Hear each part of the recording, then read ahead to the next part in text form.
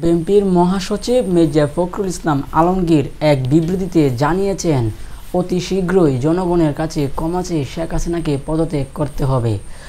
পরিস্থিতি নিয়ন্ত্রণে না আনতে পারায় যে কোনো মুহূর্তে মাশুল্য জারি করতে পারেন সেনাবাহিনী। চলুন দেখে আসি বিস্তারিত ভিডিওর বাকি অংশে।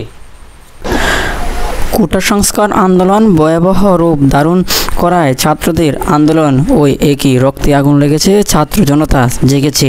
দফা এক, দাবি এক, খুনি হাসিনার পদত্যাগ।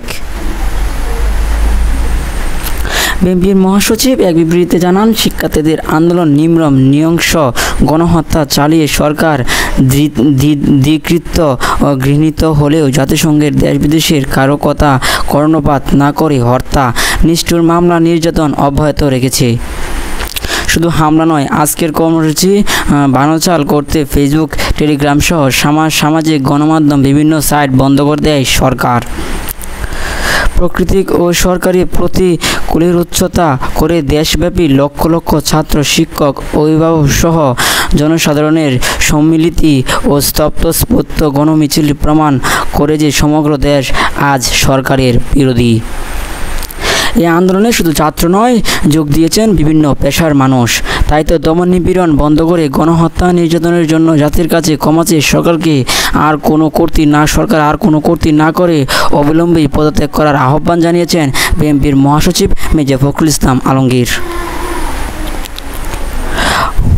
অন্যদিকে কোটা বিরোধী আন্দোলনকে কেন্দ্র করে বিক্ষোভকারীদের সাথে আইনশৃঙ্খলা বাহিনী ও ক্ষমতাসীন রাজনৈতিক দলের কর্মীদের নজিরবিহীন সংঘাত যেন থামছেই না। কোনো আন্দোলনকে কেন্দ্র করে এত কম সময়ের মধ্যে 100-র বেশি মানুষ মারা যাওয়ার ঘটনা আজও বাংলার ইতিহাসে ঘটেনি। বিভিন্ন সময় রাজনৈতিক পরিস্থিতি কিংবা সহিংসতা নিয়ন্ত্রণের জন্য কারফিউ জারি করা নতুন কোনো বিষয় নয়। সহিংসতা যখন ব্যাপকভাবে ছড়িয়ে যায়, তখন তা নিয়ন্ত্রণের সর্বশেষ উপায় হিসাবে কারফিউ বিবেচনা করে সরকার। সর্বশেষ কারফিউ জারি করার ঘটনা ঘটেছিল 2007 সালের সেনাবাহিনী নিয়ন্ত্রিত তত্ত্বাবধায়ক সরকারের সময়। সেটি হয়েছিল ছাত্র বিক্ষোভের দমনের জন্য। গত মঙ্গলবার থেকে শুরু করে শুক্রবার পর্যন্ত দেশজুড়ে নজিরবিহীন এই সংঘাত শুধু তীব্র থেকে তীব্রতর হয়েছে। প্রতিদিনই বেড়েছে মৃত্যুর সংখ্যা। প্রথম দিন পুলিশ মাঠে থাকলেও এক পর্যায়ে তাদের সহায়তা করার জন্য সীমান্ত রক্ষী বাহিনী বিজিবিকে নামানো হয়। তাতেও পরিস্থিতি নিয়ন্ত্রণে আনা হয়নি।